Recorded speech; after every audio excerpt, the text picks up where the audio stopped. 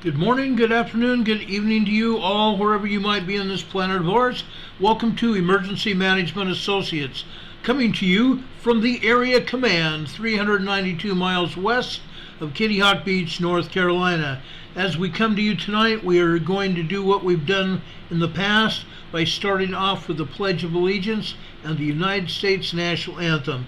Would everybody please rise?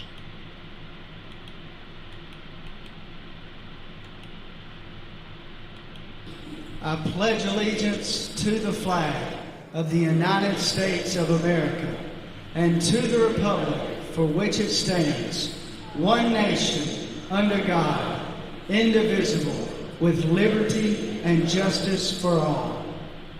Now would you make welcome, straight from Washington, D.C., the United States Army Corps Quartet. Yeah.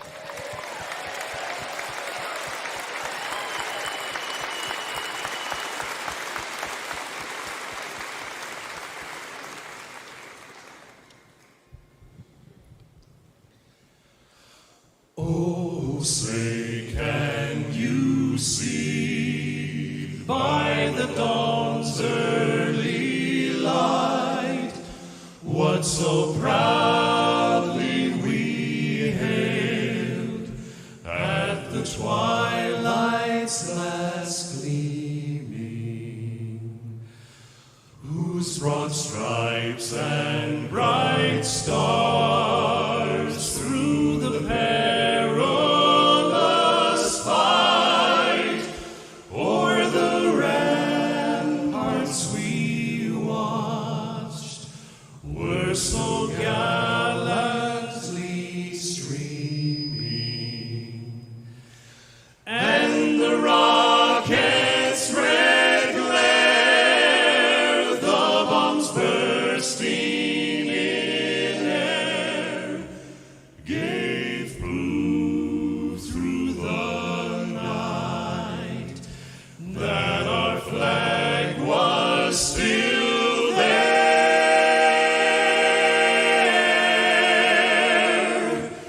Oh, say does that star-spangled banner yet wave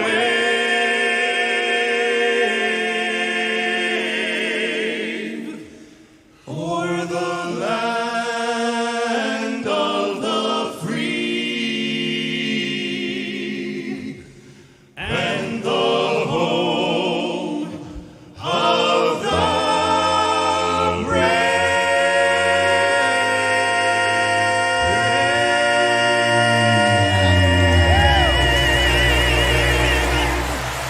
Oh, yeah! Come on, folks, let them know it. The United States Best, the United States Army Barbershop Quartet at the Barbershop Quartet Convention in 2015. The narrators, the hosts of the Barbershop Quartet, gave us the United States National Anthem.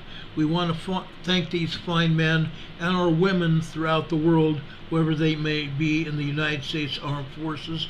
Also, I want to thank all of our allies who stand with us throughout the world, wherever they might be. Thank you all for your service, and may you all come home to your families in safety after your tours of duty end. God bless you all, and thank you so much. Folks, we have a lot to talk about tonight. A lot has happened today. A lot has been happening literally all weekend since Friday. We've been on and off the air talking about stuff. We were on the air Friday talking about some things, and also talking about specific emergency preparedness ideas, which we're going to do every Friday, and sometimes interrupt other programs and go into emergency preparedness mode as things get worse, and things are going to get worse.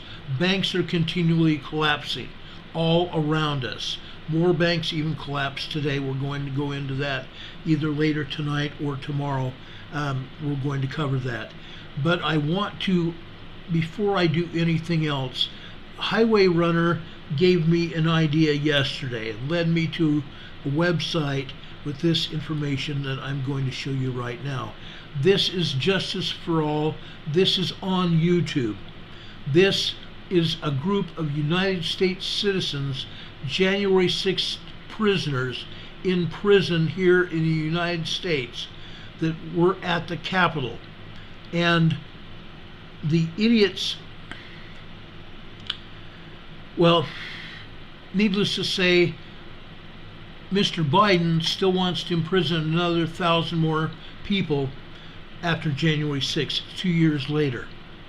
The statute of limitations is about to close on that. If not, it may closed already. But needless to say, I want you to hear this.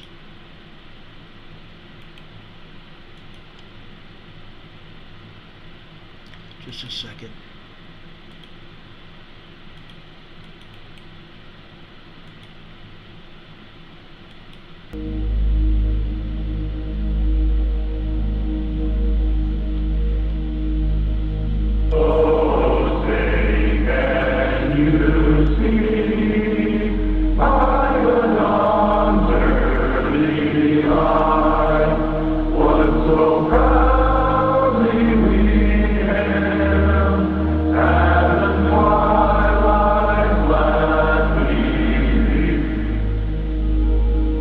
I pledge allegiance to the flag of the United States of America,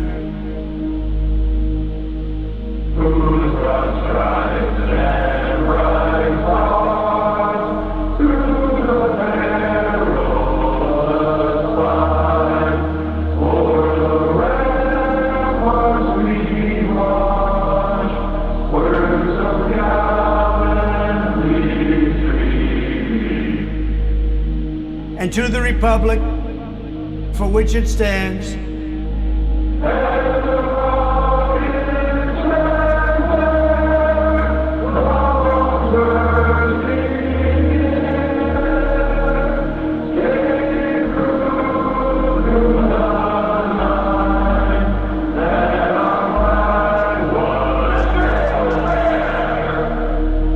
one nation, under God,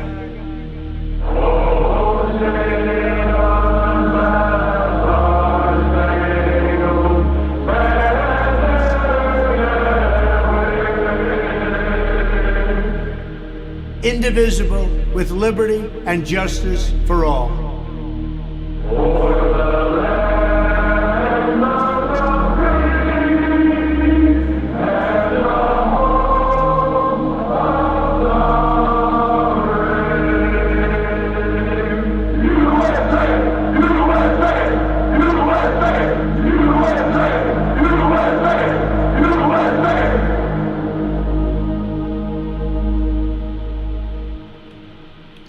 Ladies and gentlemen, this rendition of the national anthem is ongoing every night at this prison where the January 6th prisoners are being held.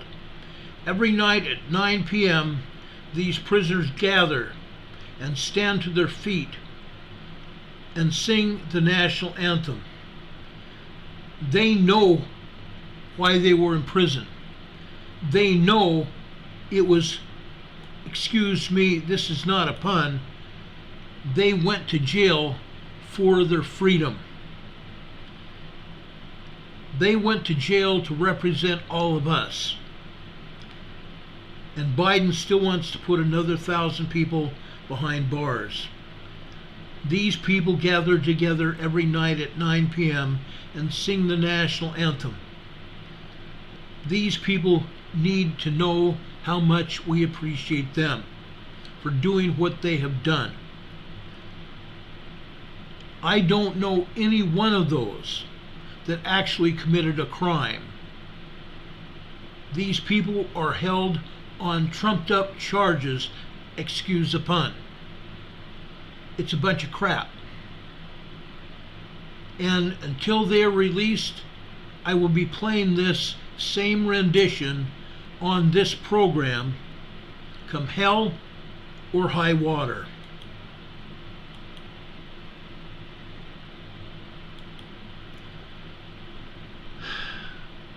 This is my testimony to you that I believe these men and women, these men in particular, that were jailed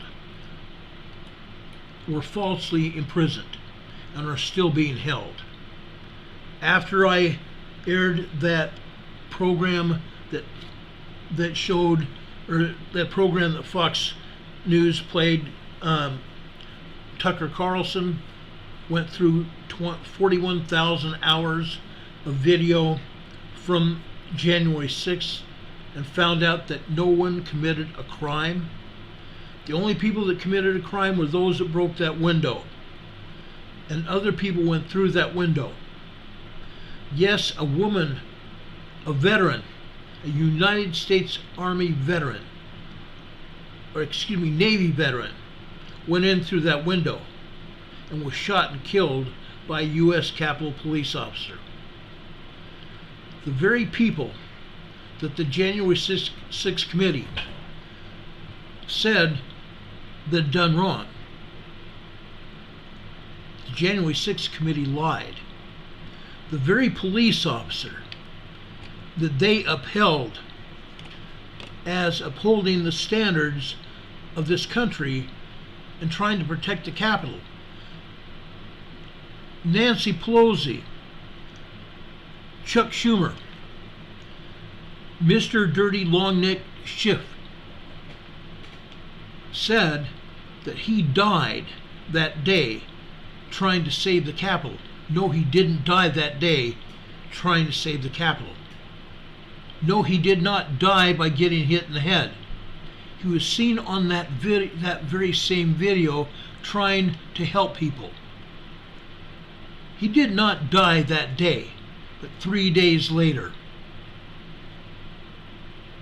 The Democrat Party held him up as a savior of their own. But that police officer was doing his duty, helping people that day.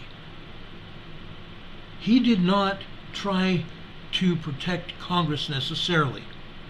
Other officers helped escort congresswomen and men and senators from the Capitol into secret passages where they would not be harmed in case something bad happened.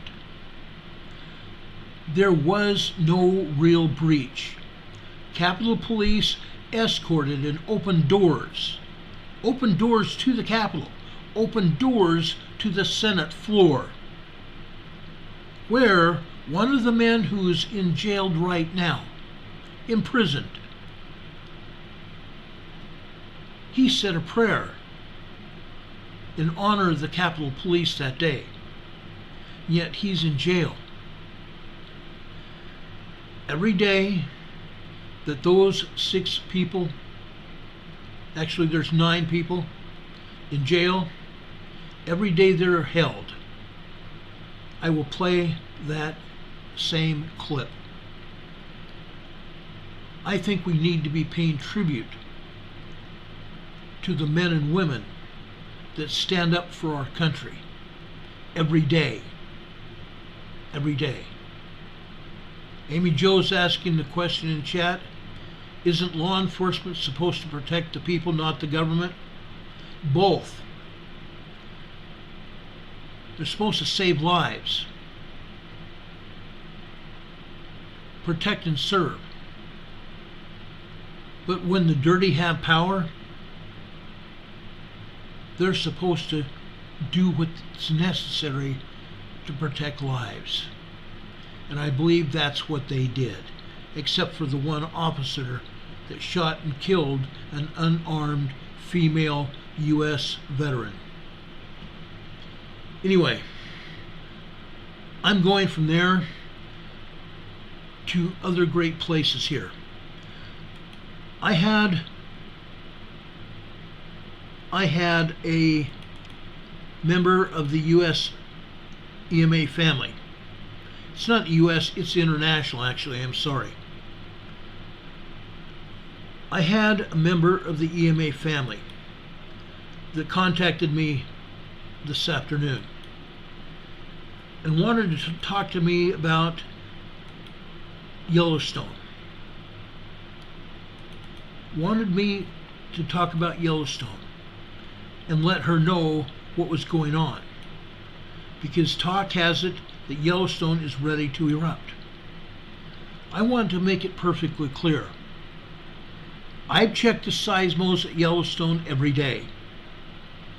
I heard Mary Greeley's report today. There was nothing in her report that would say that Yellowstone was going to erupt. She knows that Yellowstone is not going to erupt today or anywhere in the near future. The only way that Yellowstone would erupt, ladies and gentlemen, is if we had earthquakes to the tune of 4.5 or greater, ongoing every day. Every day. And we would see seismographs showing an increase in magma flow. That's not happening. That is definitely not happening. All we're having at Yellowstone are tectonic earthquakes. Tectonic earthquakes. Faults that are giving way. Faults. Earthquake faults. Now, let me make this perfectly clear. All we're having at Yellowstone are minor tremors and minor earthquakes.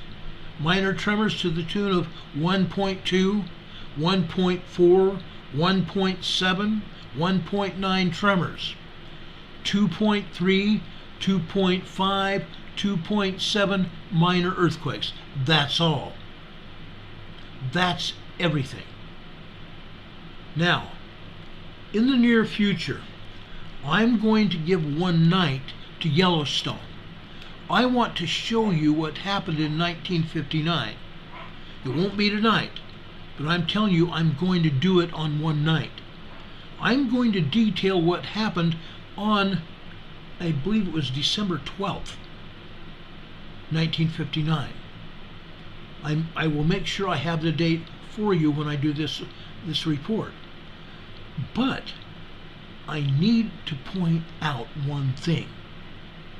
On that day where that 7.1 hit, it hit at Hebgen Lake just northeast of Yellowstone itself.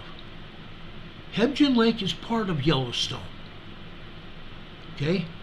Hebgen Lake, 1959. A 7.1 magnitude earthquake. It was a tectonic earthquake. It had nothing to do with the Yellowstone caldera. It had nothing to do with the magma chamber.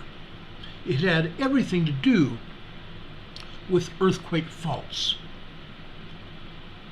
They tried to tell us that it was a 7.1. Let me make another thing perfectly clear. Back in the day, they did not have the computers, the technology and everything else to adequately say exactly how strong that quake was. Some of us believe it was at least a 7.5, if not an 8.0 magnitude earthquake. A cabin nearby that lake slid into the lake. A nearby highway, a roadway, slid into the lake. There was a lot of damage all over Yellowstone and all over Wyoming and Montana. Unreinforced masonry, fireplaces, school buildings fell that day. I have all the newspaper articles to prove that. I want to make it clear, beyond a shadow of a doubt, Yellowstone Park, the Yellowstone volcano, is not going to erupt anytime soon. And I will tell you this, if I see the signs that it's going to possibly erupt, I will let you all know about it long before that volcano goes. I don't believe it will be just a simultaneous opportunity and a major eruption, which it would be. I do not think that's going to happen anytime in the near future. There is no scientific backing for that eruption, that kind of eruption. I want to make that clear. Again, there are a lot of people out there that are trying to say that, oh, that's going to erupt. It's not. It definitely isn't. Just this picture alone. Let me explain this picture. This is Old Faithful. See that dark gray to black on the left-hand side here of the Old Faithful geyser? That is dirt. That is also blackened steam from the temperatures down in below that geyser. Okay? It's hot. That water is very hot. Thousands of degrees hot. Powered by magma beneath it. There's a lot of magma down there. Okay? But that volcano is not going to erupt anytime soon. Why do I know this?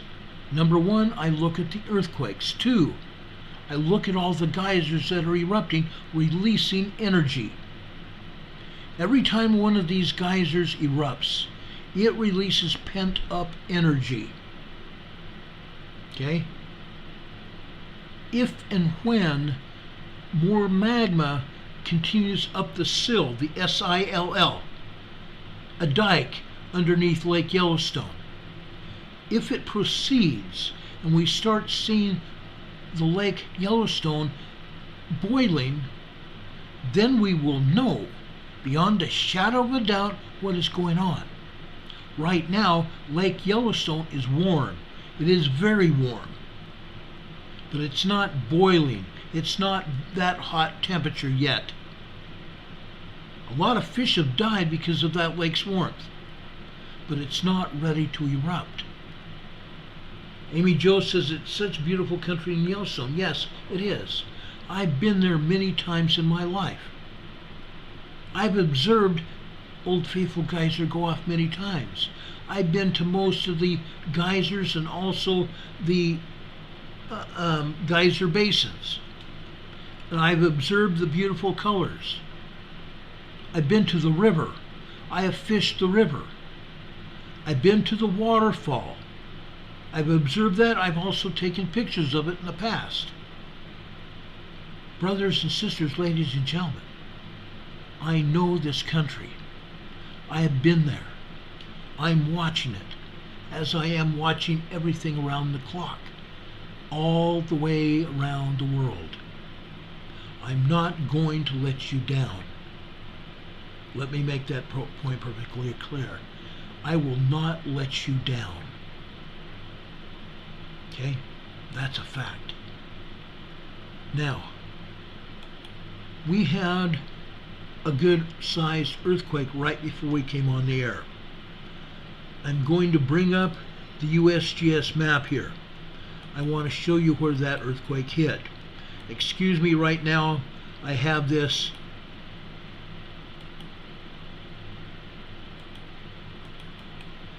located showing Africa and over in Indonesia. This right here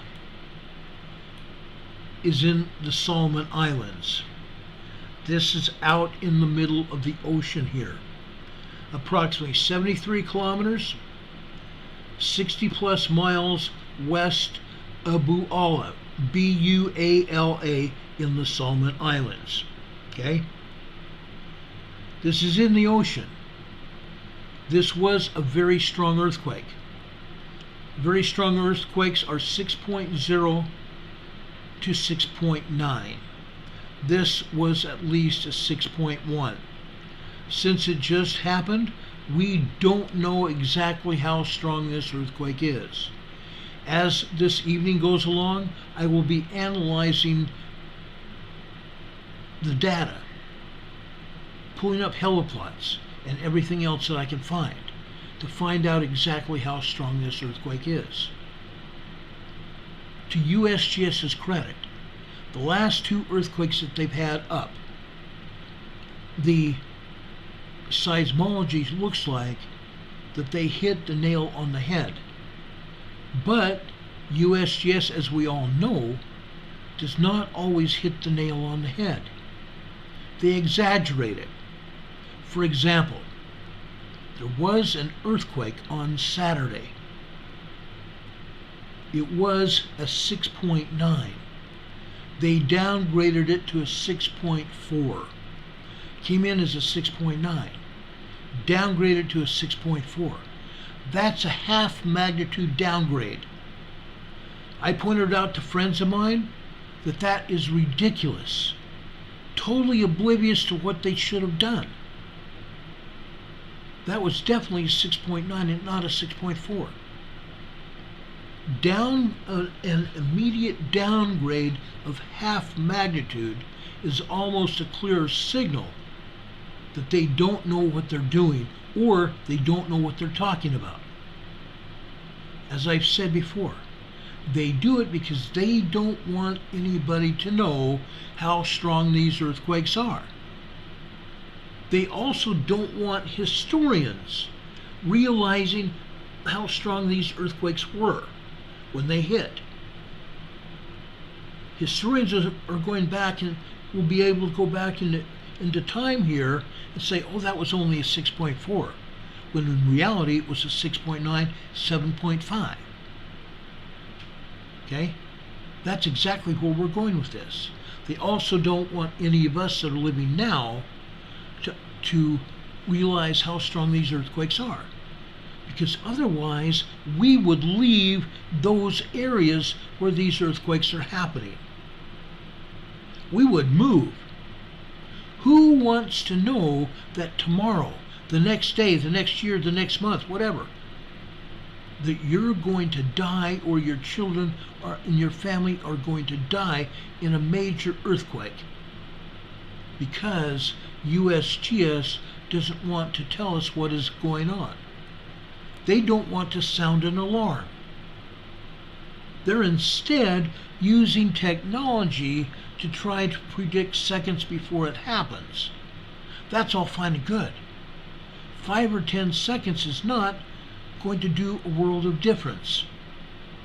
When we have a 4.5 and the technology comes up on our telephones or our smartwatches or whatever, and says, hey, a 4.5 is going to happen, 4, 3, 2, 1, 0, bang, and it hits. That's all fine and good. But when a 7.0, an 8.0, a 9.0 hits, those 5 or 10 seconds aren't going to matter, because you cannot exit a building in 5 seconds. You can't get away out of the way of a huge building or a bunch of skyscrapers that you're working around or working in. Those skyscrapers are going to go down. They're going to go down just like, and excuse me for referring to this, they're going to go down just like the trade towers went down. Okay? That 5 or 10 seconds warning is not going to do a hill of beans. Okay? It's not going to do anything. Now, Don Patoka is talking about something that I'm also prepared to talk about. Okay. We'll come back to the earthquakes in a little bit. Okay? Don Patoka is talking about a dam in Georgia. The Spalding Dam in Georgia.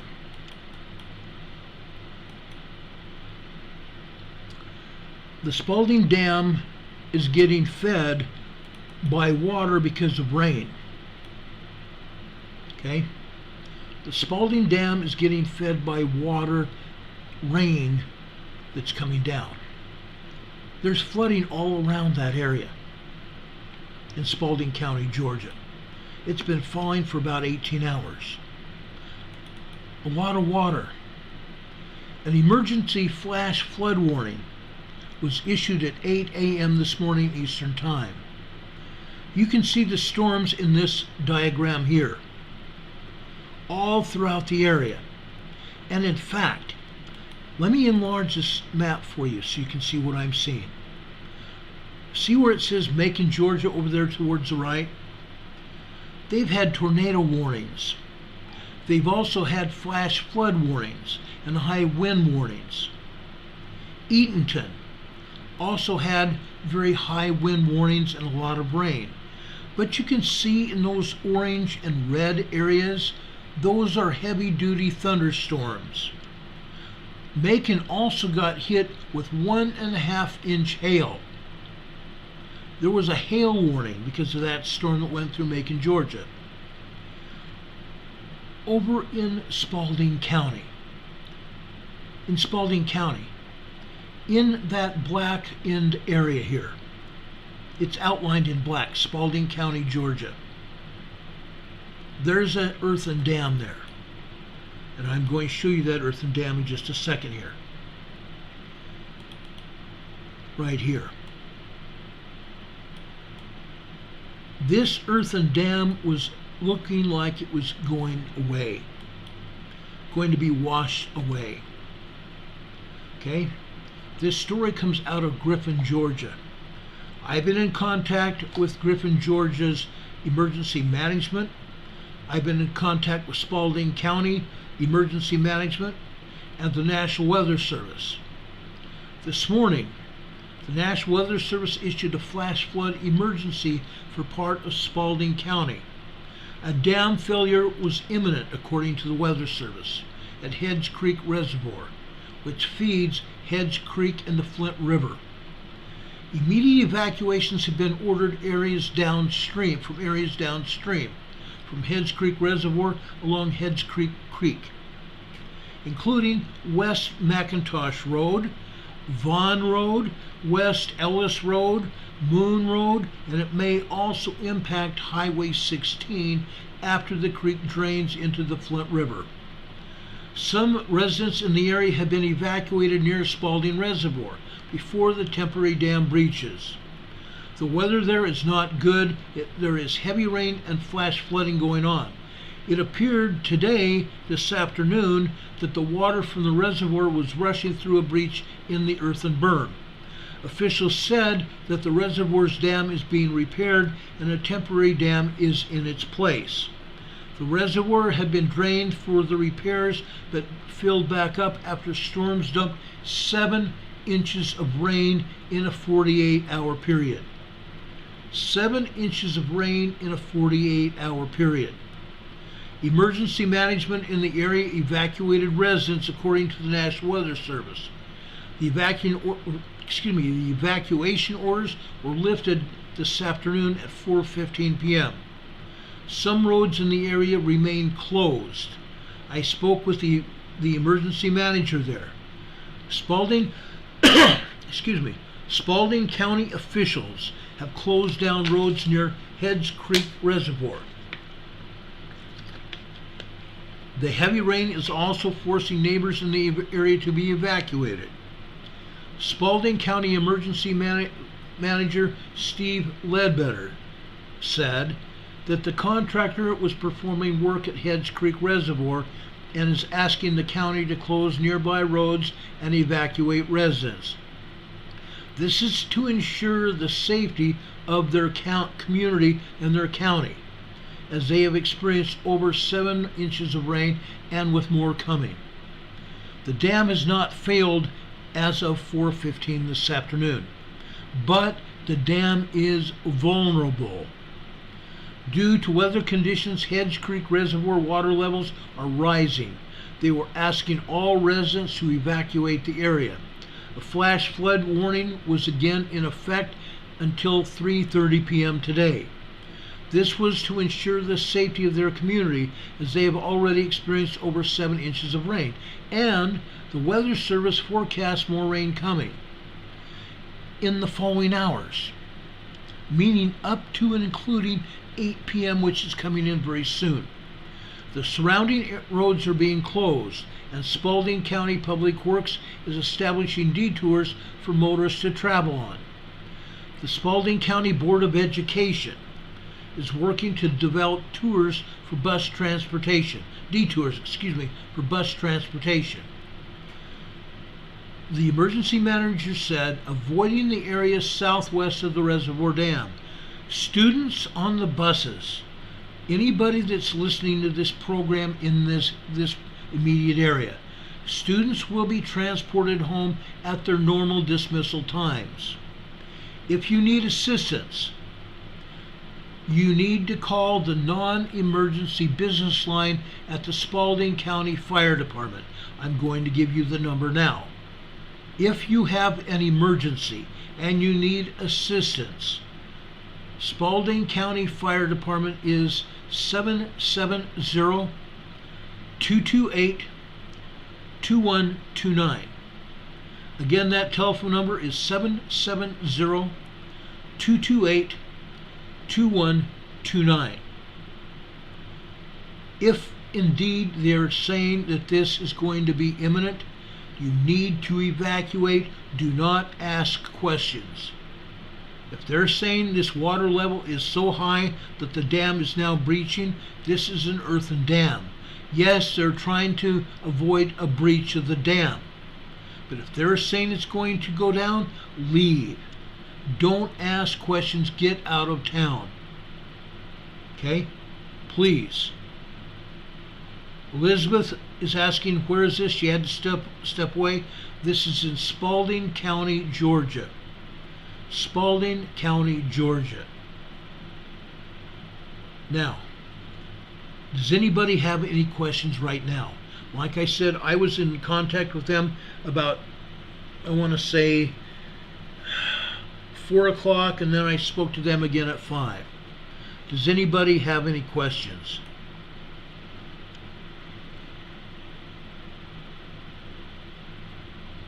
Sue Guerra says she's not in the evacuation area, but she's got her go bag ready. I'm glad. I have asked all of you to make sure your go bags are ready. Don't hesitate. Do not hesitate. If something happens, I want you to get out of Dodge. I want you to get out of Dodge.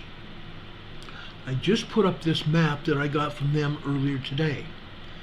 Look at where it says 8.3 inches of rain, just east of Griffin. Okay? This is where it's happening. 8.3 inches of rain. That's more than the 7 inches that they said. They've had a lot of rain. One whom Jesus loves says, every day so much news is overwhelming. I understand that. Don says there's an evacuation order right now. Let me go here just a second.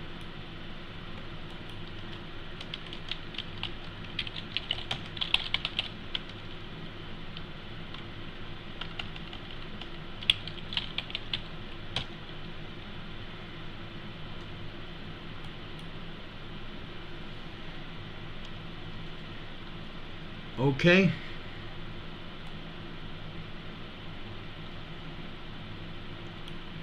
The dam has breached.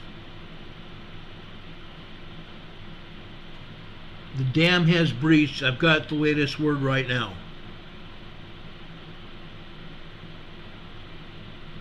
Residents in Spalding County have been forced from their homes after the dam broke. The reservoir threatens to breach and fail. The Heads Creek Reservoir Dam is located northwest of Griffin. The city of Griffin says the dam breach was caused by roughly 7 inches of rain in this area over the weekend. The water is now flowing free and has caused rivers and creeks downstream to swell.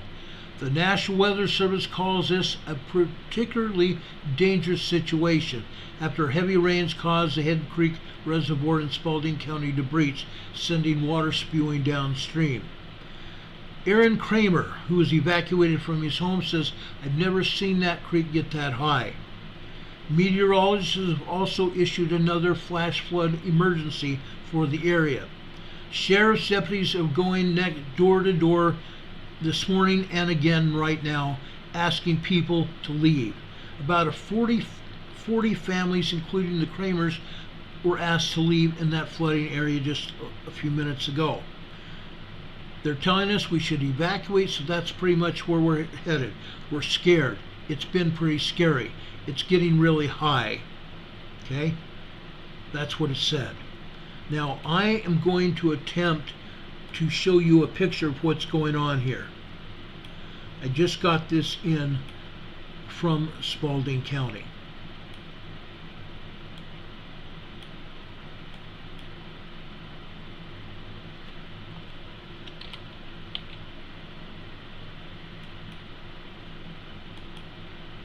Okay, I'm going to try to show you this next picture here. This is it right here, guys. The dam has breached.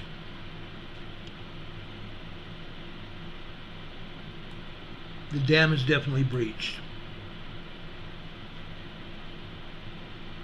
Thank you, Don. I appreciate it. Max Cameron says, get the life vest in your car or truck. If you live in that area, that's a good idea.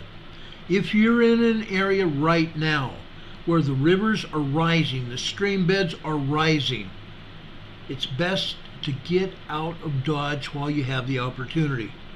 Again, do not wait to be told to evacuate. Do not wait to be told to evacuate. Okay? The dam was months into a renovation when this weekend storm hit. It's been severe. It's dumped over 8.3 inches. The water is rushing around. It's not supposed to be happening. The dam is washed out.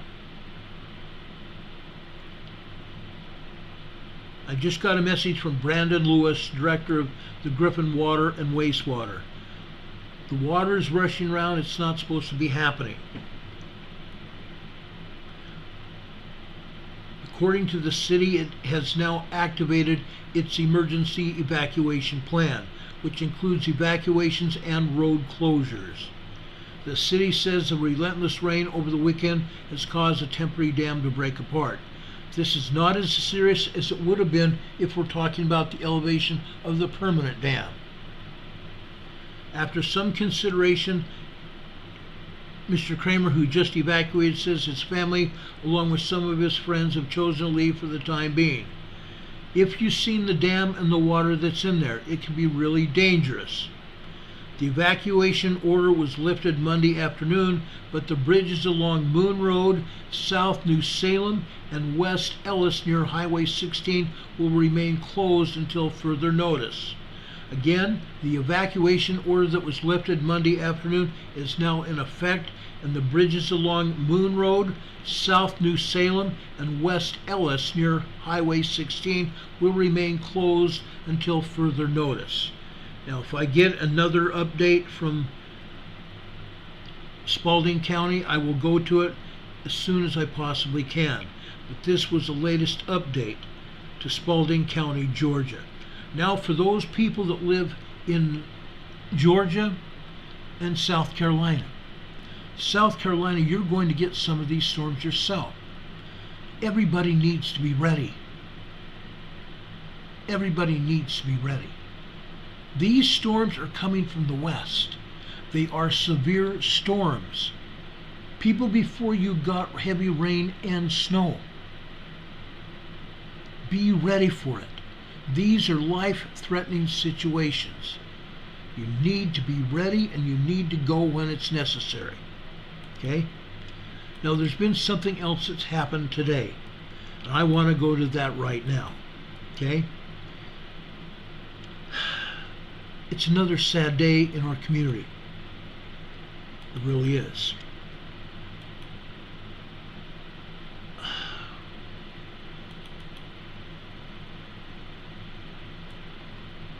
This is even hard to talk about.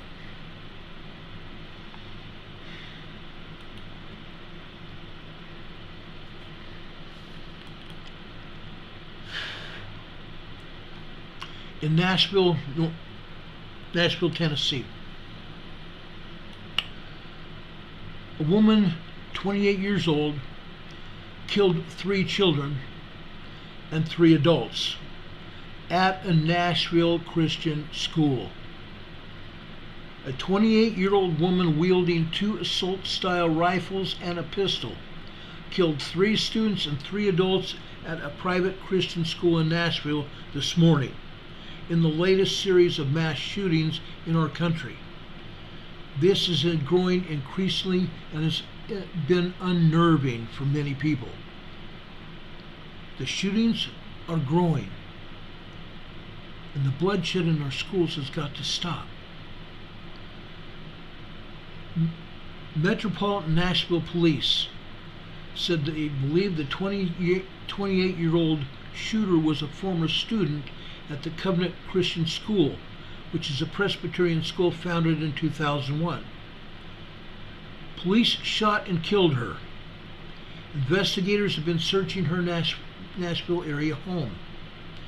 The suspect's identity as a woman surprised the experts on mass shootings. Female shootings make up only about 5% to 8% of all mass shooters. Adam Lankford, who's a criminal justice professor at the University of Alabama, who has closely studied the psychology and behaviors of mass shooters. He says the attack at Covenant School, which has about 200 students from preschool to 6th grade, as well as roughly 50 staff members. This comes as communities across the nation are reeling from a spate of school violence, including the massacre last year at an elementary school in Uvalde, Texas. A 1st grader who shot his teacher in Virginia. And a shooting last week in Denver where two administrators were shot and wounded. At this afternoon's news conference in metropolitan Nashville, Police Chief John Drake said, "I was literally moved to tears to see this and the kids that were being ushered out of the building. The identities of the deceased and the suspect have not been released until now. I've been authorized to give you this following information. The victims have been identified as Evelyn Dickhouse, Hallie Scruggs, and William Kinney, all 9 years old, and adults Cynthia Peak, 61, Catherine Kuntz, 60, and Mike Hill, 61. The website of the Covenant School, a Presbyterian school founded in 2001, lists Catherine Kuntz as the head of the school. Her LinkedIn profile says she's led the school since 2016, in July. The shooter's motive was not immediately clear. On top of this afternoon, Biden called this shooting a family's worst nightmare and implored Congress to pass a ban on certain semi-automatic weapons.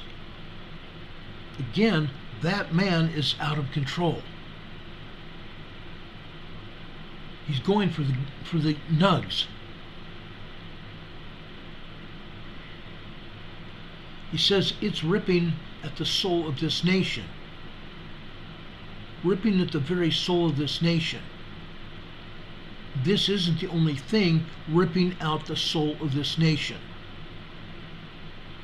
This tragedy unfolded in roughly over 14 minutes.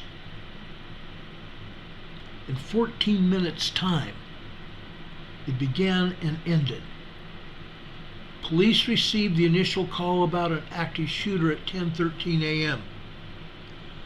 Officers began clearing the first story of the school when they heard gunshots coming from the second level. Police spokesman Don Aaron said during a news briefing this afternoon, Metro Nashville Police Department has identified the shooter as Audrey Hale, 28. Chief John Drake said the shooter was a former student at the school. Police are investigating her at this time. Miss Hale entered the school by firing into a side door of the building. The shooting took place for 14 minutes. Police found Hale on the second floor, where they engaged in gunfire and shot Hale. 2 officers from a 5-member team opened fire in response, fatally shooting the suspect at 10:27 a.m., 14 minutes after the shooting started. 1 officer had a hand wound from cut glass. There were no officers present or assigned to the school at the time the shooting happened because this is a church-run school. Other students walked to safety this afternoon, holding hands as they left the school, surrounded by police cars. Walked them to a nearby church to be reunited with their parents. Rochelle Dibble, who was at the church as families found their children, described the scene as everyone being in complete shock. Nashville has seen its share of mass violence in recent years, including in Christmas Day of 2020. I went on the air and talked about this. There was an attack where a recreational vehicle was intentionally detonated in the heart of Music City's historic downtown, killing the bomber and injuring 3 others and forcing more than 60 businesses to close. Again today, we have a cause to mourn. A sad day in our nation's history, a sad day in Tennessee history, a sad day in school history and police history. No one could have seen this coming. Police are investigating this now. There's something else that I want to talk about. Okay? During the weekend, starting Friday night,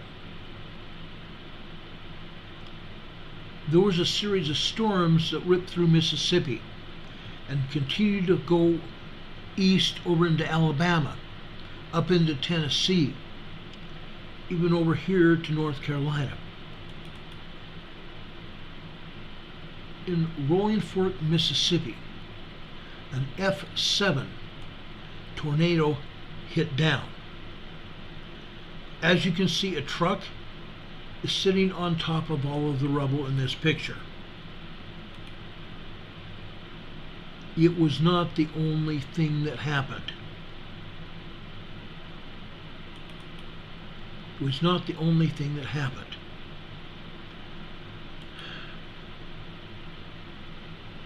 Friday's Mississippi tornado victims are wondering, how can we rebuild? 4 words.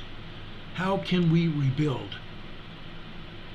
These storms, it wasn't just one tornado, it was a series of tornadoes.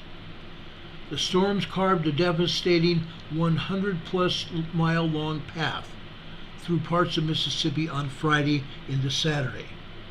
Tornadoes or suspected tornadoes were also reported in Alabama and Georgia over the weekend. Joe Biden issued an emergency declaration for Mississippi on Sunday, making federal funding available to hardest hit areas. But Craig Fugate, who headed FEMA back when Barack Obama was president, said it's important to remember that the agency will not pay for all expenses after disaster. Okay? Someone just a few minutes ago said that FEMA can't be trusted. And I don't blame you for that feeling. I don't blame you at all. Okay? In many cases, FEMA is just another word for Government, government. Okay? Sometimes FEMA can come in and they can make government money available to some people. Insurance companies will be your best bet. As I have stated in previous videos, not just on this channel but the one previous to this, make sure that you take your cameras and take pictures of your home with your camera. If you add something new to your home after you've taken the last pictures, take some more pictures of whatever you added. That way, when something like this happens, whether it's a tornado, whether it's a windstorm, high winds, whether it's a hurricane, whether it's an earthquake, at least you have pictures of that stuff that you had in your home.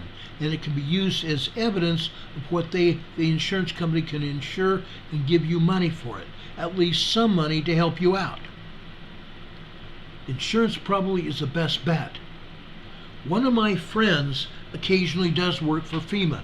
I don't know whether Dave will go down here or not. Sometimes they dispatch people like my friend Dave to these areas to try to help people, to take surveys of families to see what their needs are. Sometimes FEMA can help, but as Mr. Fugate said, they cannot pay for all expenses after a disaster. You can't depend on FEMA giving you much of anything if they do at all. Hurricane Heather says we have FEMA in Redding, California. Doesn't know why. Yet.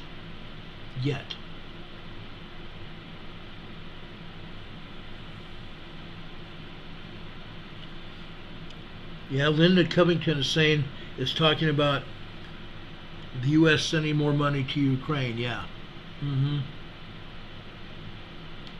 Yeah. I understand that. But over in Rolling Fork, Mississippi, the tornado that collapsed the roof and 2 walls of Jermaine Wells' Mississippi home hurled a massive tractor tire that landed near him in the living room as he and his wife cuddled in the laundry room.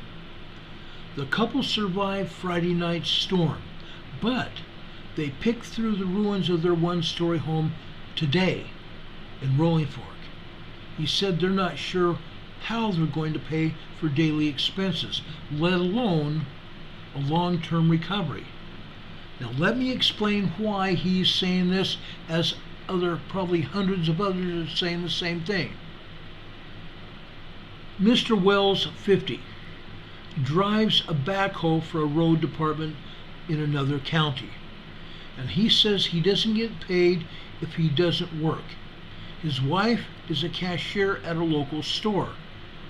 She gathered loose coins as he looked for clothing in the rubble. She was looking for loose coins in the rubble. That's how bad things are. He says, I can't even get to work. I don't have no vehicle, no nothing, he said. How can we rebuild something that we don't have nothing to build our foundation with? The disaster makes life even more difficult in this economically struggling area. Mississippi is one of the poorest states in the United States, and the majority black delta has long been one of the poorest parts of Mississippi, a place where many people work paycheck to paycheck, often in jobs connected with agriculture. 2 of the counties walled by the tornado, Sharkey and Humphreys, are among the most sparsely populated in the state, with only a few thousand residents and communities scattered across wide expanses of cotton, corn, and soybean fields. Sharkey's poverty rate is 35%, and about 19% for Mississippi, and less than 12% for the entire United States. People in poverty are vulnerable after disasters, not only because they lack financial resources, but also because they don't have friends or family who can afford to provide long-term shelter. Reverend Starsky Wilson, who's president and CEO of Children's Defense Fund, a national group that advocates policies to help low-income families, said, we have to make sure people with power, policymakers, pay attention to and keep their attention on people that are often unseen because they are poor, because they are black, because they are rural. On Monday,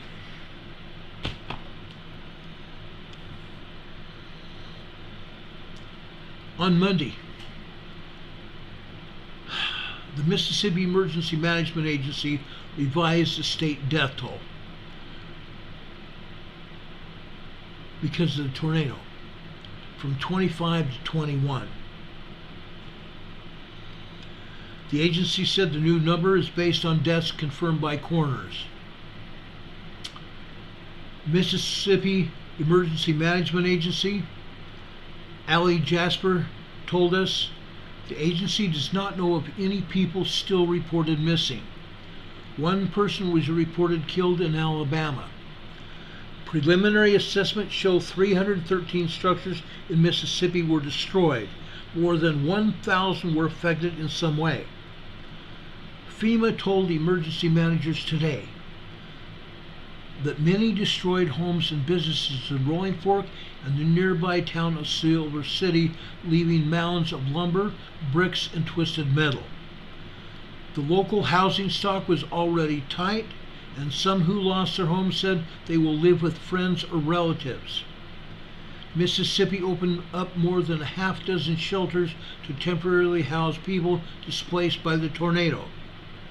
The tornado obliterated the modest one-story home that Kimberly Berry shared with her two daughters in Delta Flatlands. Let me show you that picture.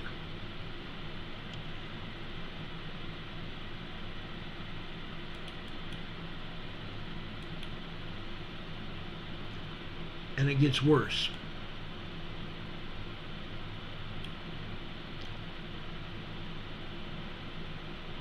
This was about 15 miles or 24 kilometers outside Rolling Fork. It only had the foundation and random belongings, a toppled refrigerator, a dresser, a matching nightstand, a bag of Christmas decorations, and some clothing. During the storm, Berry and her 12-year-old daughter prayed inside a nearby church that was barely damaged, while her 25-year-old daughter survived in Rolling Fork. Berry shook her head as she looked at the remains of their material possessions. She said she's grateful that she and her children are still alive. I can get all this back. It's nothing. Berry, who is 46 years old, works as a supervisor at a catfish growing and processing operation. I'm not going to get depressed about it. She spent the weekend with friends and family sorting through salvageable items. Her sister Diana Berry said her own home a few miles away was undamaged. She works at a deer camp, and she said her boss has offered to let Kimberly and her daughters live there for as long as they need. Kimberly and her daughters got out lucky. Lucky is all they got with. Hundreds of other people are not going to be that lucky. Their homes, their businesses were destroyed as a result of this tornado. It was over 100 miles wide. 100 miles wide. You can't put a price on that. No one can put a price tag on that kind of damage. It's unbelievable damage.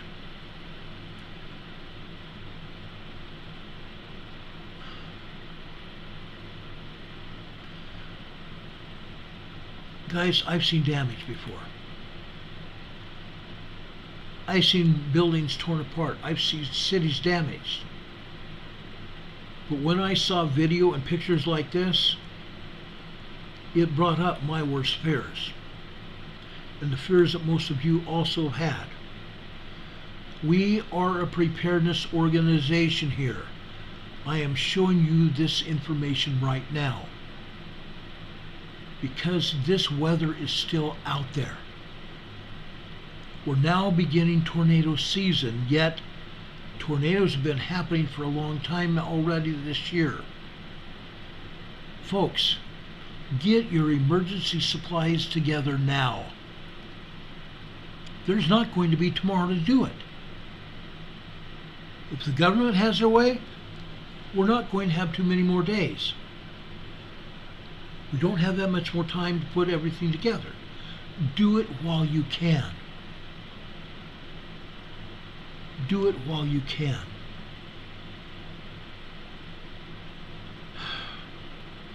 Something else that I need to show you.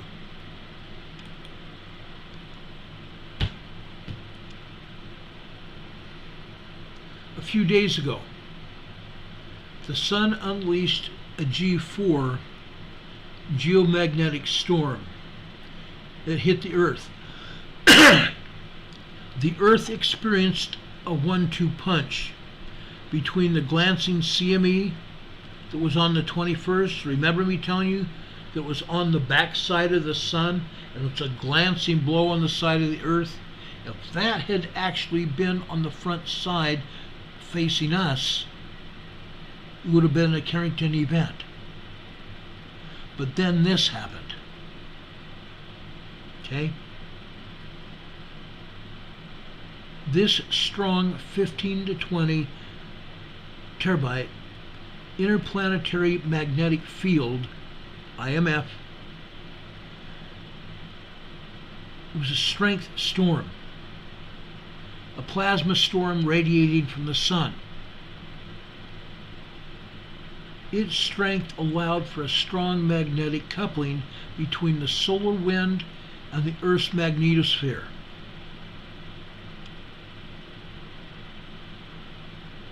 Okay?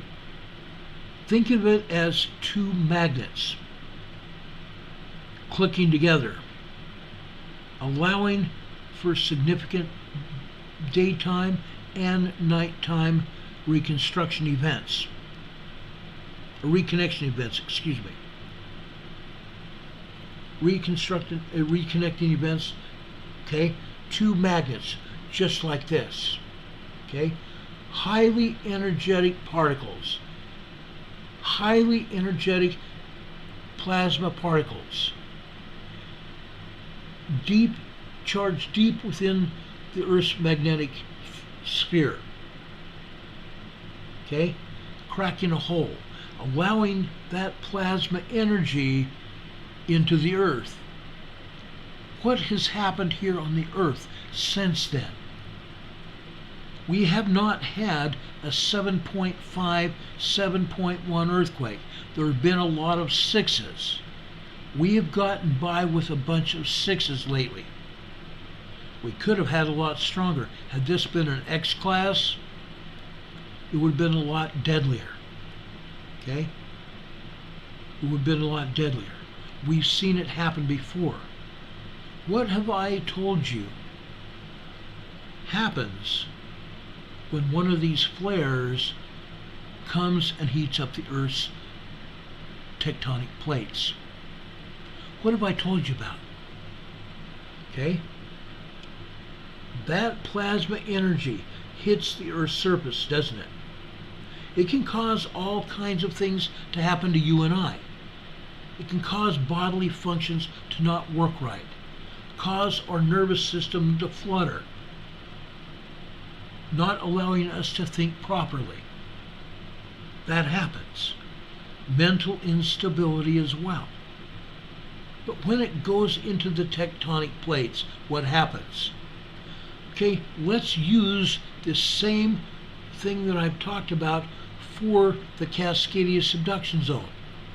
Okay, two earthen planetary tectonic plates sitting together just like this, right? The Pacific plate like this, going underneath the North American plate, being held together with a bunch of dirt and grime and biological material there. All that magnetic force, that plasma energy is heating up all that dirt, grime, and biological materials, turning that material into a greasy, oily-like substance. And in doing so, it allows the plates to move more freely. And thus we have earthquakes, and that's exactly what has happened. That is exactly what has happened, and it's going to continue. It's also interrupted radio frequencies, ham radio, police, fire, and paramedic radio systems. It has harmed television radio systems as well. Yes, believe it or not, the television signals are on a frequency band. And when these solar storms go through the atmosphere, it interrupts those radio bands. It interrupts those frequencies. And sometimes it blacks out whole areas. And that's what we're seeing. Even today,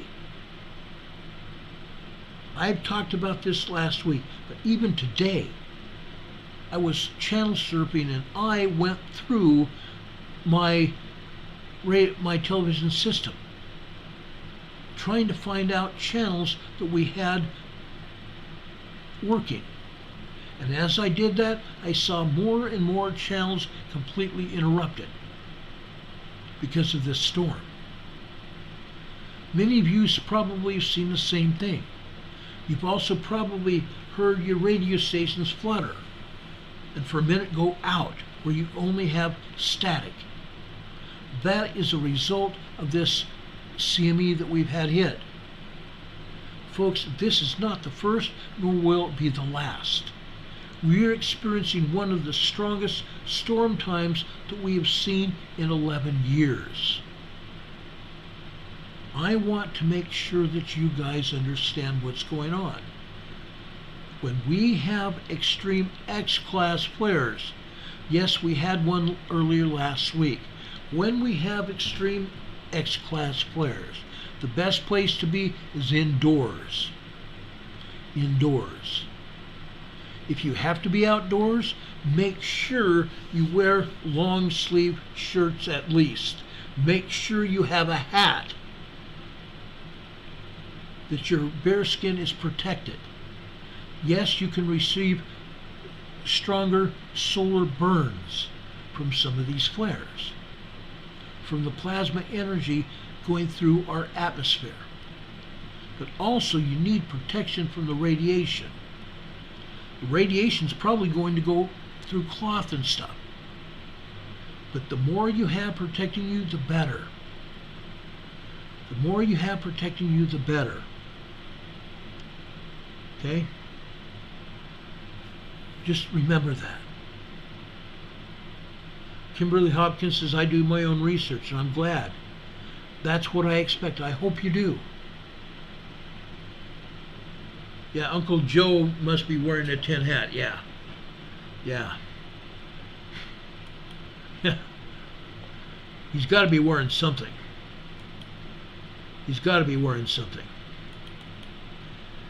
Anyway, guys, I want to show you something else here. One of the things I want to show you, and I thought it actually would disappear right before I went on the air, I checked this. Okay? This, folks, was a 4.0 magnitude earthquake that hit in the Cascadia seismic region. The Cascadia seismic region. It hit at the edge of the Gorda Plate and the Blanco fracture zone. That Blanco fracture zone is that red line that runs from southeast to northwest, right there. It slants like this, from southeast to northwest. And where it hits on the southeast side, that is the edge of the Gorda Ridge as well, or the Gorda Plate. Okay? This was off the coast of Oregon. Off the coast of Oregon. This was 2 days ago. I wanted to make sure you're aware of it. It's not over. It's really not over. If you don't already know, things are going on. The entire earth is moving. The entire earth is moving. I know I say that, but sometimes I wonder if people are listening to me.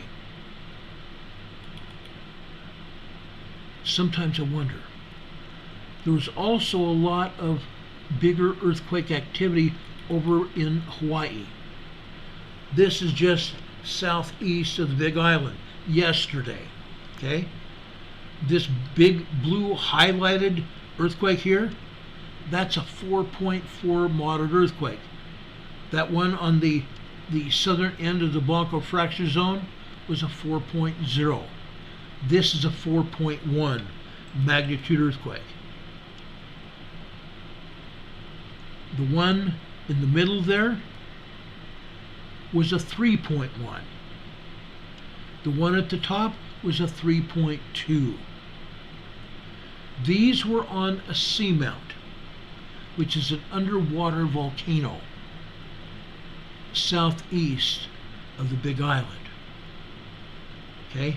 I wish this picture would have been better, but unfortunately we're not given that ability to show you more than that.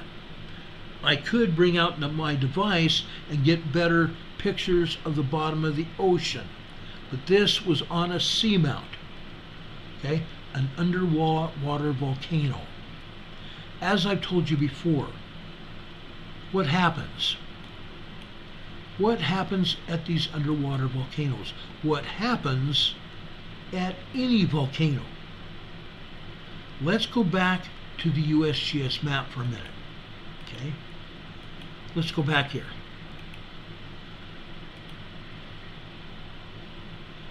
This is that earthquake over in the Solomon Islands I told you about. Far deep out here in the South Pacific, far deep out here in the South Pacific, there is a magma plume deep in the earth. And it's putting up magma into the crust below the ocean. It's putting up magma in the crust through magma channels all over the world that are recharging volcanoes all over the world. Okay? This magma goes up here to Hawaii. It goes up here to Hawaii, and just off the coast where you see this earthquake that happened, okay? This happened early this morning, just after midnight, okay? But you can kind of see what I'm talking about. I'm going to leave it right there, okay? This is just a small area that you might be able to see. This is a volcano under the ocean, okay? These earthquakes here are magma earthquakes, magmatic earthquakes, hitting those undersea volcanoes, causing Earth to shake. How? That magma comes in to a volcano under pressure, and when it comes into the volcano, it's hitting rock, isn't it?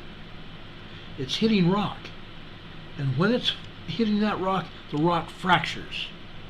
It breaks apart. When that breaks apart, it causes earth movement. Okay? That's how we get those earthquakes. Okay? This magma comes from way down deep in the South Pacific. It goes over to this area here called Pahala, Hawaii. When it comes over here to Pahala, oh crap, USGS did it to me again. Okay, just a second, guys. I'll get this map back.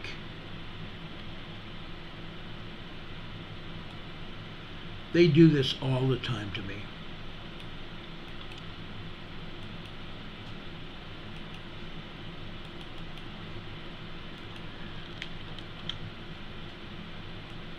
When the magma comes up to Hawaii, okay, let me back this out. When this magma comes into Hawaii, it goes over to Pahala. Pahala is like a gas station. This area at Pahala is like a gas station. Pahala is the distribution point for magma to all the other volcanoes around the Big Island. Okay? It's like a huge distribution center for magma. Okay? It goes up here to Kilauea. This earthquake just happened at Kilauea. Okay? Just happened. This is a 1.8 tremor at Kilauea. Now, Kilauea has ceased erupting, meaning there's no more new lava coming up through the caldera. the solid area at the top of the volcano. No more new magma right now. That doesn't mean it has completely ceased. It has temporarily stopped. That happens.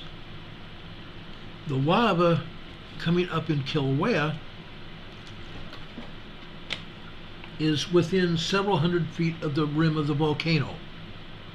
Okay? There was no magma, no lava at all over a year ago. Then all of a sudden it started erupting again. Okay, remember? The lava that was here at Kilauea emptied out. Kilauea and a nearby volcano called Pu'u'o drained out. And all that magma underneath the ground went over here into fern forest. This is fern forest where this earthquake is that I just highlighted in blue. This is fern forest. This is a 2.5 magnitude minor earthquake. Okay? Came over here to fern forest where many fissures opened up and hot lava spewed out of those fissures. Okay? It also continued over here. Okay? We have this other earthquake here. This is Eden Rock. Edenrock. Eden Rock, Hawaii. This is a 2.1 earthquake. This whole area here and on over here into Leilani Estates had fissures that opened up after Kilauea and Pu'u'o drained out. Many fissures opened up. Some of those fissures are now named volcanoes. The natives of the island named those volcanoes. They had cones, and some of them just had craters. But they named them volcanoes, gave them names. They're named volcanoes. You can see right here in this image, this is an old image of the Big Island. Those white clouds are not just clouds. Those are magma plumes, lava plumes, coming up from that hot lava that was being spewed out of those fissures. USGS has not updated this picture. These are lava plumes coming up from the ground where these fissures were. This is Leilani Estates. I believe something like 500 homes were destroyed here when the lava started pouring over the fissures and out into the areas where people lived. I saw homes destroyed. Okay? Now, some of those lava fields are still warm to the touch. As people walk through there in their shoes and boots, the field's still warm because there's active magma down beneath the surface. People have to be careful because nobody knows how close to the surface that magma is. And people have been known to get burned when they fall through the surface of those lava fields. It's happened. Okay?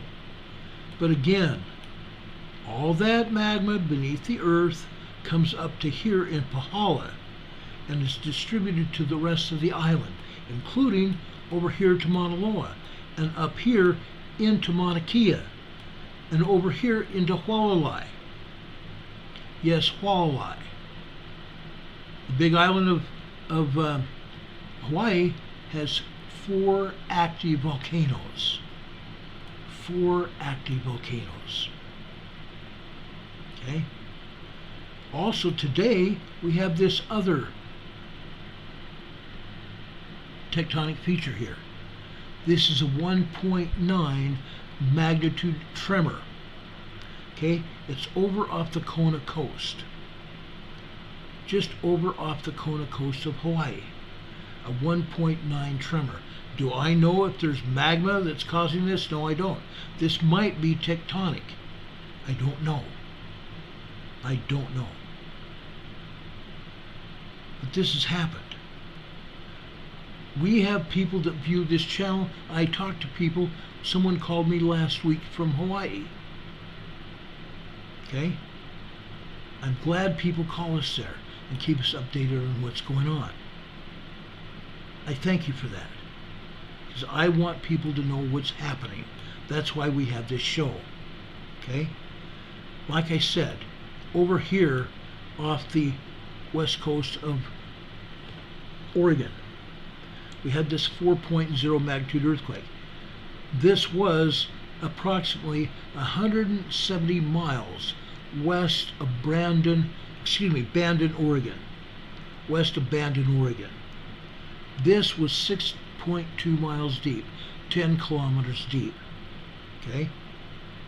Early this morning, 39 minutes after midnight. This earthquake down here, this was off the coast of Crescent City. This was a 2.3 magnitude earthquake, minor earthquake. This is in the southern area of the Cascadia subduction zone region. Over here, just east of the coastline, this is a 1.4 tremor in Rio Dell, California. This town was devastated by the last earthquake that hit here months ago. Okay? USGS brought it down to a 6.7 magnitude earthquake off the coast out here. Guess what? It was not a 6.7. It was not a 6.8. It was not a 7.0 quake. It was closer to between an 8.0 to a 9.0 earthquake. And after that happened, I told everybody that was listening to my channel that day, it was at least an 8.0 to a 9.0 earthquake. Down here in the Cascadia subduction zone region, off the coast of Ferndale, California. Ferndale had its issues that day as well. And Rio Dell was one of the towns that had issues as well. And there were a couple other communities that were devastated by that earthquake. There's going to be a bigger one yet. That was not the Cascadia earthquake. There was no tsunami on that one. We got lucky. We got very lucky that day. This is a Cascadia southern region.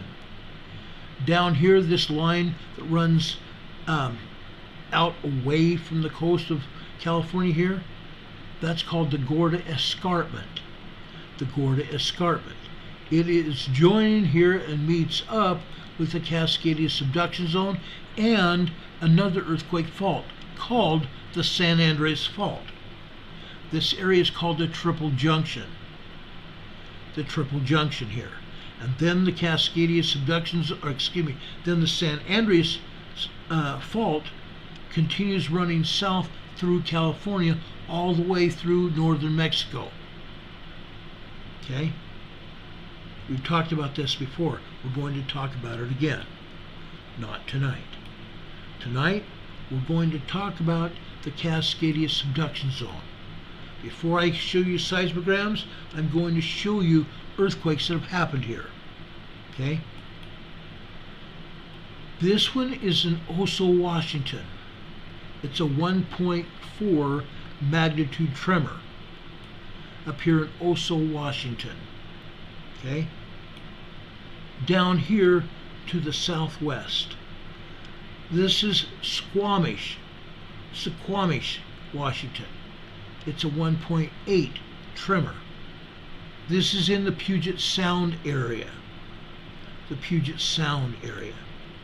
South of there, guess what? USGS has the almighty gall to call this an explosion.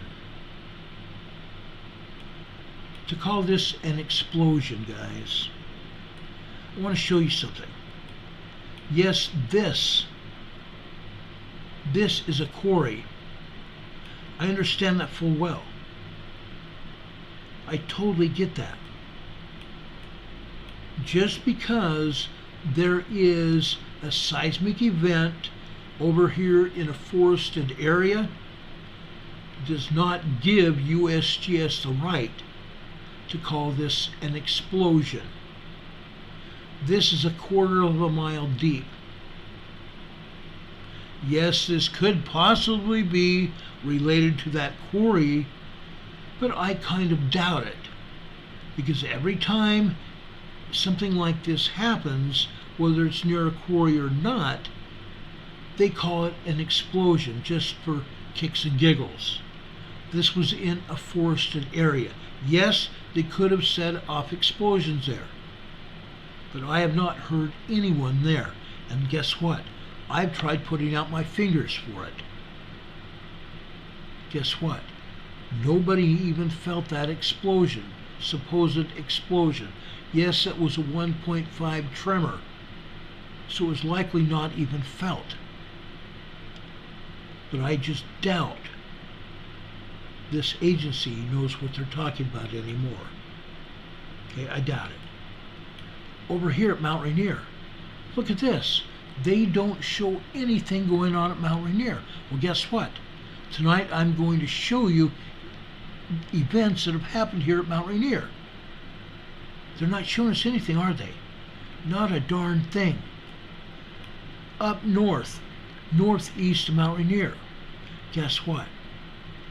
This is a 2.0 earthquake, Entiat, Washington. Entiat, Washington. Guess what this is? We have the Columbia River here, don't we? Over along the river we have Columbia River basalt. Columbia River basalt. Guess what, guys? There's volcanoes down here as well. We might not see a cone or a crater here, but this lava came from someplace. All this lava that you see came from someplace.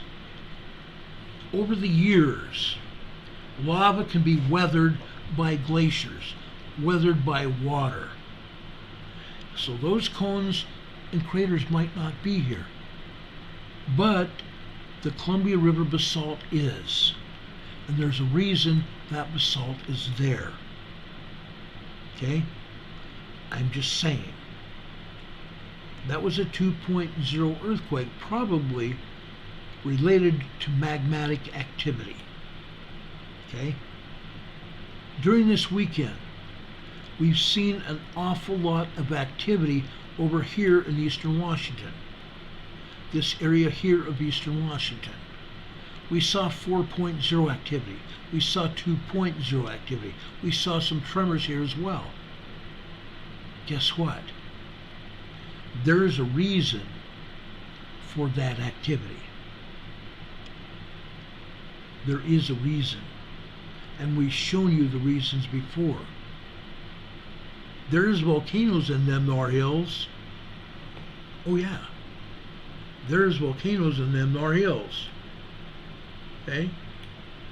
They're not showing any earthquakes here at Mount St. Helens. Not showing any activity at all. They're not showing any activity over here at Mount Adams. Either are the seismographs showing anything going on here at Mount Adams. That's because the agency has manipulated the seismographs to not show anything. Over here is Mount Hood. Guess what? They're not showing anything here at Mount Hood, are they? Guess what? There is activity here. There is definitely activity here. Would you like to see it? Would everybody like to see it? This is Cascadia Monday. This is definitely Cascadia Monday. Okay? So let's go take a look at the activity in Cascadia today. Okay? A lot of stuff has happened. Okay? Let's go over to Mount Rainier first. Okay? I want to start off at Camp Muir. Okay? Camp Muir. Let me move this over so you can see what's going on. Okay?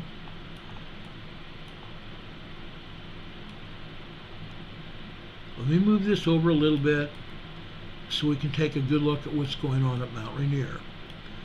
You can see the activity happening here, can't you? You can see this. It's all over. It's literally all over. This particular seismograph started recording this on the paper at 8 p.m. last night. 8 p.m. last night. You can see right here already. We have magma coming into the magma chamber. And you can see little thin lines here, can't you? Those thin lines are not there because there's no magma coming into the magma chamber. They've turned down the seismograph. Turned down the seismograph. You're seeing magma here. You're seeing magma balls here. Okay? You can see lines coming up through those magma balls there, those blobs. Those are tremors and earthquakes hitting Mount Rainier last night. You can see it here. This lighter blue one here, this happened after midnight last night, about 12:10 p.m. last night. It looks to be a 2.2 magnitude earthquake. Well, considering how far they've turned this down, this may have been a 4.0 magnitude earthquake last night. These other earthquakes over here, this darker blue one, that's a 2.0. This could have been larger there. This one over here on the far top right here, in this lighter blue, that looks like it's a 2.0 as well. That could be also just as large. Look at these other earthquakes this morning. Okay, look at this. There are tremors and earthquakes hitting Mount Rainier all over the place. And they can't tell us that they don't show 0.4 tremors, 1.2 tremors, because they do. And you can see them all over this seismogram. You can see these earthquakes hitting that they should have put on the map. They didn't. Mount Rainier is very active. Don't let anybody tell you it's not. We're having earthquakes hitting Mount Rainier every day. Mount St. Helens.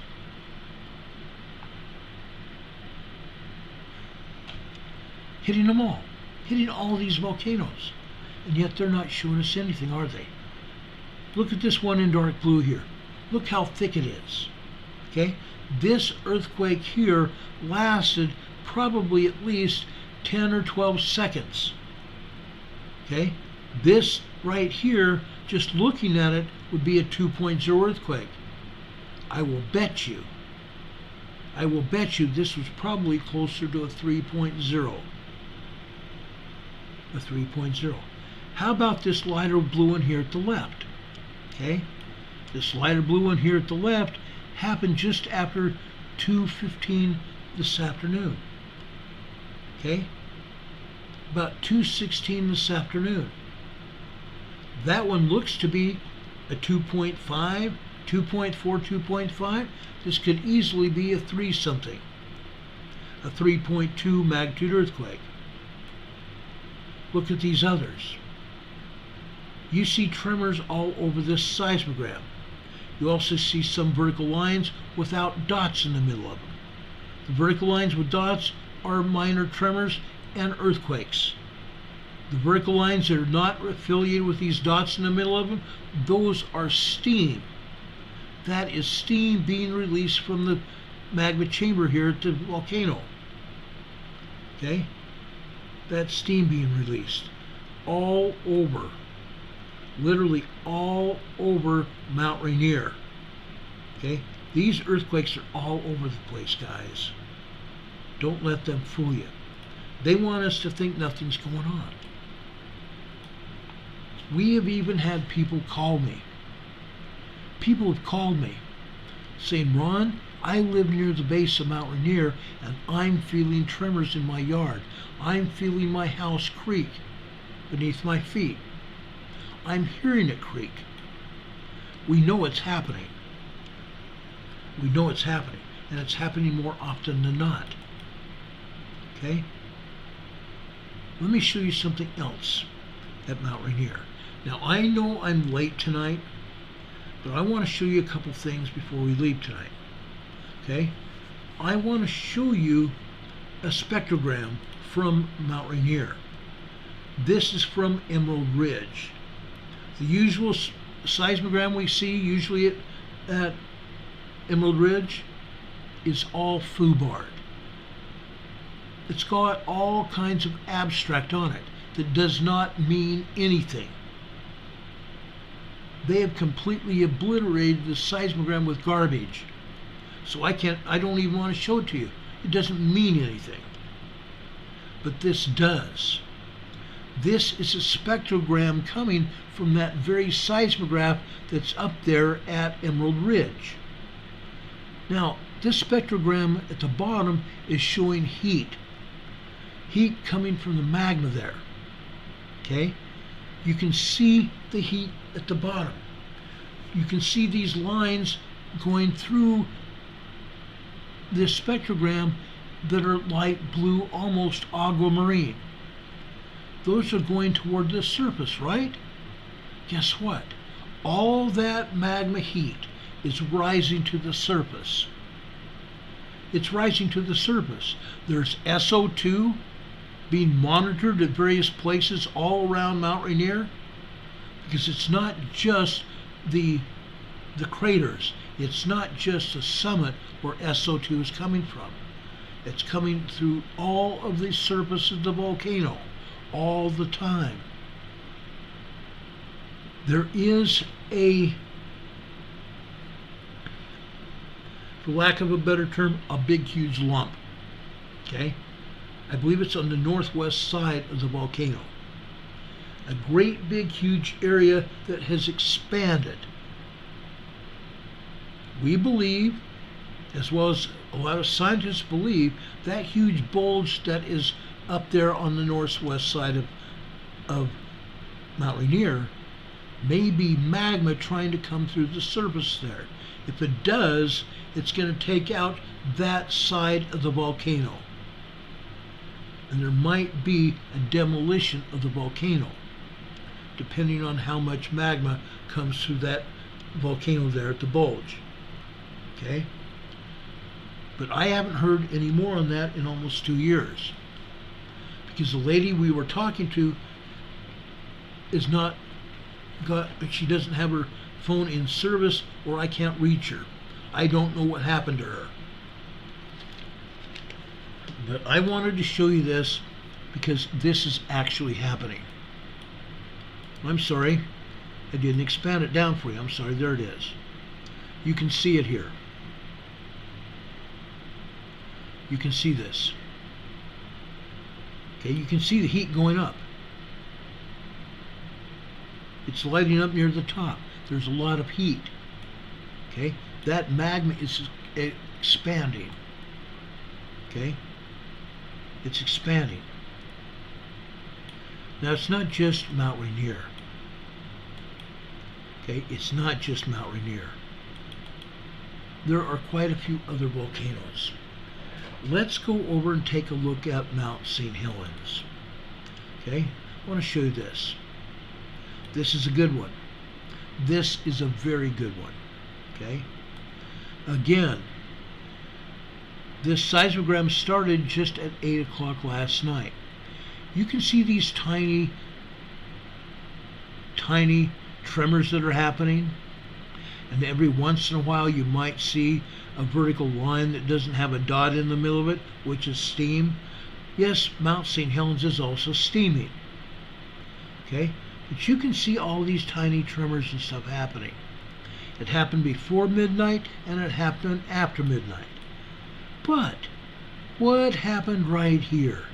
You see that bigger earthquake there? It lasted 10 or 12 seconds here. Okay? This happened after 4:45 on the left-hand side. We move over here, and now this is more like 4:55. 4:55 this morning. Okay? This seismic energy hit, and it kept hitting for about 10 seconds here, 12 seconds maybe. After that, you see a triangle go out to the right. That is a secondary wave. The primary wave is that thicker line you're seeing there. Okay? We know that the seismograph has been turned way down. Okay? So this earthquake may have been a 3.0 or larger. We look out here and see a secondary wave that lasted over a full minute. Over a full minute. That proves my contention that this was a large earthquake. A 2.0 earthquake is not going to have a secondary wave that looks like that. Okay? Now look at this entire seismograph. Okay? See another earthquake here? Okay? This happened after 10:30 a.m. this morning. More like 10:40 a.m. this morning. This was probably a 2.2. It only lasted maybe a second or two. 2.2 earthquake. You can see tremors all over here. But look at this afternoon here. Look at all this. Heavy duty magma. Okay? It doesn't completely obliterate the white paper, does it? Now, these are thicker lines. These are thicker lines than even the lines above it, which prove to me, and should prove to you, that there's magma in this volcano. Each line here represents a 15-minute time period. The seismograph has been turned way down not to show what's really happening at this volcano. If it was turned up, there would be no white background here where you see all this magma. The lines would be thicker. There would be no white background here. These thicker blue, dark blue lines would obliterate the white paper beneath it. Okay? This is a lot of magma coming into Mount St. Helens. Okay? We've had other earthquakes here. And yes, it doesn't show a lot of magma, does it? That's because the seismograph has been turned so far down. Way down. Okay? It's amazing what they don't show you and what you can find out. Okay? Let me show you one other one, and this is important. It's again at Mount St. Helens. Okay? There is a seismograph there at Mount St. Helens called September Lobe. September Lobe is a seismograph that sits on top of the volcano. Sits right on top of the volcano on a bunch of spindly legs. That's why they call it a spider. That spider has 7 different channels that it operates. Okay? Some of the channels, the majority of them, talk about earthquakes and show us seismic activity caused by the magma. The thicker the lines on most of the seismographs are going to show us magma entering the volcanic chamber of these volcanoes. In this case, this particular seismograph is showing us the very low frequency waves caused by the magma coming into this volcano, Mount St. Helens. Up at the top, you see a little bit of activity here. Wavy lines. A little bit of magma coming into this volcano last night. Then, as the day turns into early morning, okay, turns into early morning, okay, this is like 3 o'clock in the morning. The magma starts coming into the magma chamber a lot more, doesn't it, here? You can see 3 o'clock in the morning here. It says 03 on the left-hand side. That's 3 a.m. Pacific time. Okay, you can see how it differs above that. Not a lot of magma. The lines are thinner and they're not as wavy. Okay, but the magma activity increases here. You can see it. And as the morning draws on, it gets busier and busier. These are very low frequency radio waves generated by magma entering Mount St. Helens. So when you see what's going on that other seismograph, that seismograph is showing you a lot of activity. This backs it up. Yes, this point in time today, Mount St. Helens had a magma episode. A lot of magma entering the magma chamber here. This proves it. They can doctor the seismographs as much as they want. The seismographs will tell the story. You just have to get the right seismographs to tell the story. That's Mount St. Helens, guys. Well, guess what? Let's go south over to Mount Hood. South into Mount Hood in Oregon. Okay? I want to show you one seismogram here at Mount Hood. This is Palmer Lift. This is up near the top of the volcano. Up near the top of the volcano. Look what we have here last night. Okay? Let me expand this so you can see it. Okay? Here you can see the magma pulse activities. Magma pulse activities, where the thin lines turn into thicker lines and turn into thinner lines again. Magma coming into the volcano. The more magma coming into the volcano, the thicker the lines are. Look at this one that's really thick here. This started off on the left-hand side at 21:15 hours, which is 9:15 last night. Look how it got thicker here. There was a major amount of magma that came into that magma chamber at just about 9:20 p.m. last night. About 9:20 p.m. last night. A lot of magma. Then it backed off. It backed off. Then you can see there were some points in time where the magma was thinner and when it got thicker. Not as big as it did at that point in time last night. And you can see that same thing happening throughout the morning, early morning hours, the very early morning hours. Okay, now I'm talking about up until 2:15 this morning. Okay, this seismograph that recorded this was turned way down. Okay, we just barely see these lines here. Okay, after showing you what happened last night and very early this morning, they turned it even further down.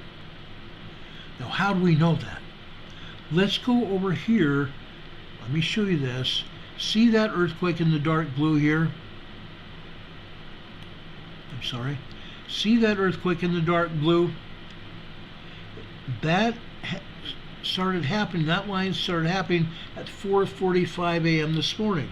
So where this earthquake is here, this is about 4:55 a.m. this morning. Okay?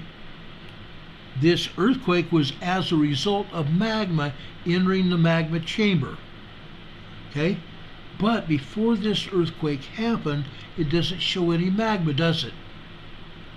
That's because they turned the seismograph way down. The strength of this earthquake was recorded because the earthquake was strong enough to work it through the electronic turndown. This possibly was a 3.5 or larger earthquake. Again, look at the secondary wave going out to the right. That secondary wave looks like 30 seconds. The primary wave here was like 3 seconds itself. You see 3 separate lines here. Now I can blow this up so you can see the lines individually here. Look at that. You see 3 separate lines at the top and you see at least a couple at the bottom. Okay? That was at least 3 seconds worth of earthquake shaking caused by magma. Okay? Now, down here at the bottom, look at this. There was enough magma here this afternoon to do this. Again, the seismograph was turned up slightly more than it was earlier, because you see these thicker lines here.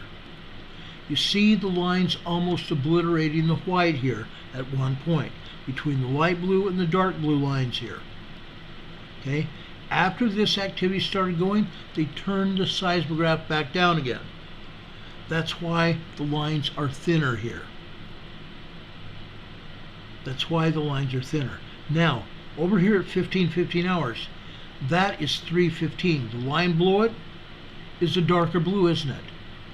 That dark magma there was trying to come in here, and it would have been obliterating that whole area if the seismograph had been turned up sufficiently. There's a lot more magma coming into this volcano than is being shown here. All these seismographs have been turned way down. Way down. Now, I'm not going to show them to you tonight because it's so late. Yes, that's part of my problem, but I've got some health issues I'm trying to deal with. I have these horrible hot flashes that are hitting me. They're debilitating, really. Okay? Just sweat pouring off my face all the way down my body. I changed clothes 3 times today. But this shows this, okay? You're seeing it. I have seismograms I would show you that go down to Newberry Volcano. North of that was Sisters Volcano. Sisters Volcano also has a lot of magma showing this afternoon. The same thing with Newberry. The same thing with Crater Lake. The same thing with Shasta. But guess what happened at Mount Lassen? They have obliterated the seismographs. They've turned them off or down. There are no seismograms available for Mount Lassen today. We've seen this happen so much in the past. It's because these people do not want us to know what is going on. And I'm going to tell Heather this. She's still here. Heather, you may see FEMA there. They may be there for a reason. Maybe USGS has shared information with FEMA that something might be going on. Something might be going on. Okay? Now, I poured over about 150 seismograms today. Amazing amount of seismograms. And then I worked on the weather and the tornadoes and everything else that's going on. But I explained already. But this is what's happening. Everybody needs to be prepared, guys. Okay? California, you have a new storm system that is about to hit you. You're going to get more rain, you're going to get more snow. Arizona, my friend Rob and others of you over in Arizona, you're going to get more rain. It's coming. Okay? It's coming out of the Pacific. Some of it's coming out of Alaska. Others of it coming more from the west. You guys are going to get hit with it. More rain, more snow. And after that, everybody to the east is going to get it. Okay? The Wasatch Mountains in Utah. The Rocky Mountains, Wyoming, Montana, Idaho, Colorado, New Mexico. You guys are going to get the snow. At some point, you're going to get the rain. The snow's going to melt. Now, I have a friend up in the Wasatch Mountains, and I'm not ready. I should have been ready to show you what happened this past weekend up in the Wasatch Mountains. They got hit with a storm last week. It dumped 2 feet of snow.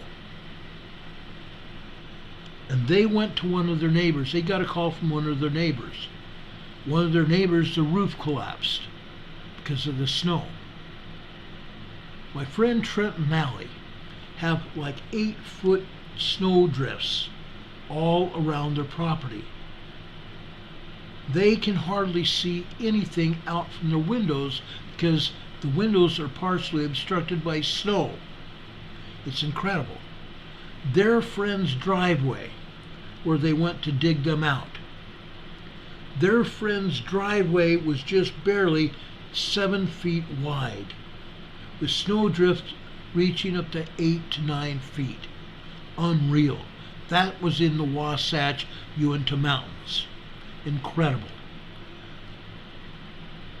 The Rocky Mountains getting pelted with snow. Heavy, heavy snow there. Carolyn Martin over in north of Denver. She said the same thing. Folks need to be prepared. This isn't going away. We may have a snowy spring. I don't think it's going to all melt. We may have one of the first times that we have a snowy summer. We may see a snowy summer. Those people at lower altitudes, you may not have snow there, but up in your mountains, you're going to have snow all year long. We haven't had snow in the mountains all year long in a very long time. Yet, the Democrat communists of this country are trying to tell us that there's global warming. Oh, really? You can't prove it by us. We're watching it. Okay? All they tell us are lies. Guys, I want to leave you with a message. Okay?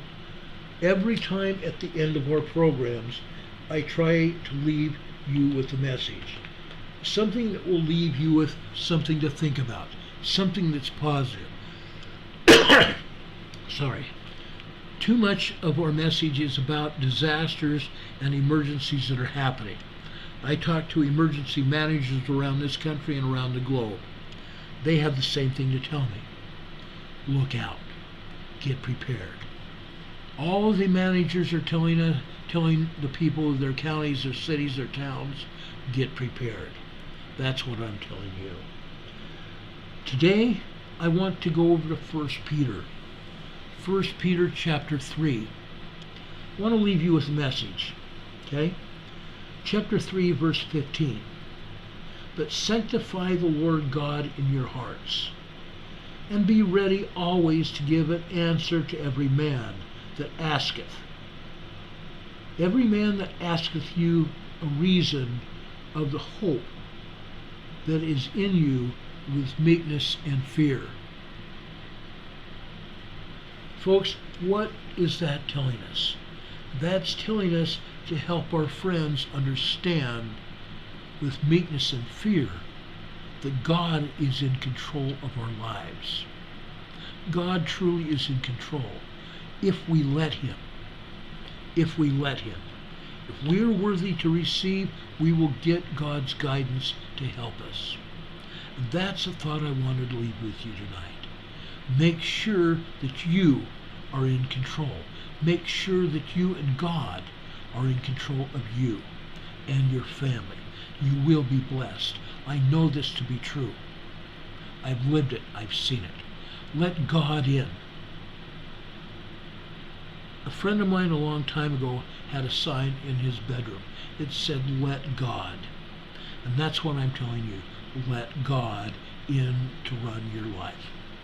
And He will. May God protect and bless you. May God be with you this day and always. May God bless you and keep you until we meet again. That's my prayer for everybody here. Let God in. I love and care for each one of you. May you have a great night and a better tomorrow. If anything else happens, we will be here to tell you about it as soon as the information becomes available. Until then, God be with you till we meet again. We will see you tomorrow, if not sooner. Good night, everybody.